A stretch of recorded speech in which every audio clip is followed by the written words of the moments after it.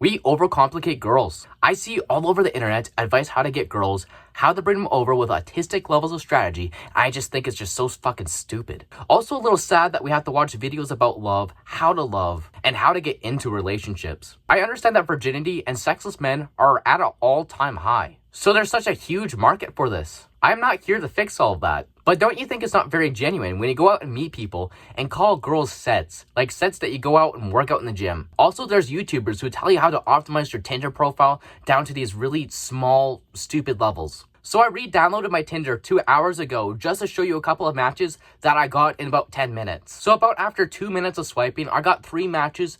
I said something and they all responded to me within 10 minutes. Now let me tell you, my Tinder is not optimized one bit. In fact, 2 of my photos are pictures of my fish tanks. So when I used Tinder in the past, I got 5 to 15 likes a day. I would get like 5 matches. And then throughout the entire week of getting matches, I would set up 3 dates when I'm off work on the weekend. I had a very stupid reason why I picked 3 dates only, and it's very contradictory for me to say actually. Because when it comes to Tinder, one will always flake on you, one will always flop, and then the third one will always be good. So I always would pick 3 dates for the weekend. So I repeated the cycle for about 6 months, and I like doubled my body count, which really doesn't matter. However, I wasn't watching videos how to be successful on a date. I just went and talked to people and it worked for me. I see on YouTube as well, to get dates, you have to look a certain way, you have to be 6 feet tall, you have to be successful. And I really don't have any of that. I'm not rich, I'm not 6 feet tall, I'm 5'9". Like, yeah, I have a somewhat good body and a somewhat good face. But yeah, I have none of those. And it's not over for me. Hell, the best date I've actually had was a girl that was taller than me, and she went out with me after my first date flunked on me, which is why I always set up 2 or 3 dates. And we went down into a river ravine at like 2 a.m. and just like started climbing trees and shit like that, and I just had a really good time. It was actually so fun, and we went back to like my place. I showed her my fish tanks, which I don't know why that works. I don't know how that's ever worked for me, saying, hey, I got some fish tanks, baby, you want to come over? But it actually has, and that's why I'm saying this, is that you don't have to be so fucking autistically stupid about your strategies.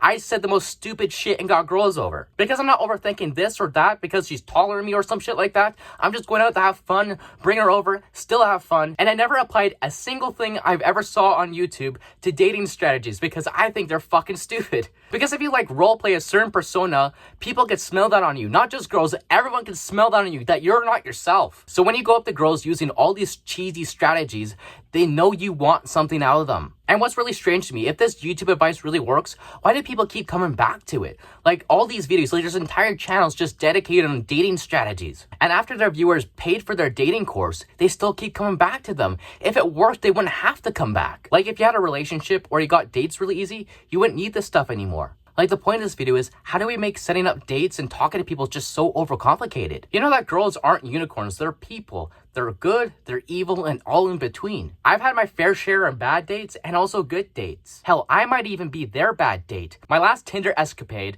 I was with a 41-year-old and my body didn't really agree what was going on.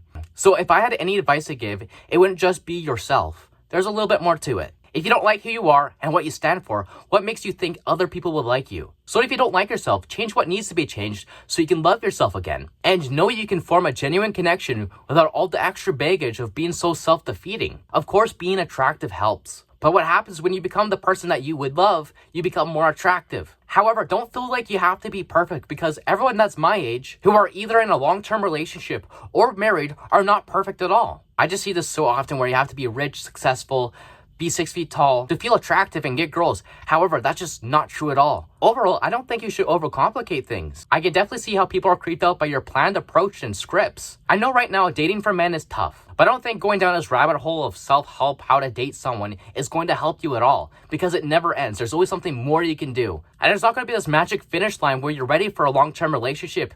You're just going to have to try for yourself and see what happens. I think we should just go talk to people and be genuine with ourselves and our actions and not be the self-loathing type or the James Bond LARPer dude. That's all for today's video. Let me know what you think about it. A subscription would really help me out today. A like and comment on this video will make it reach out to more people. Remember to love yourself so you can save yourself. Also, if you think you deserve a girlfriend because you're nice to them, you're a fucking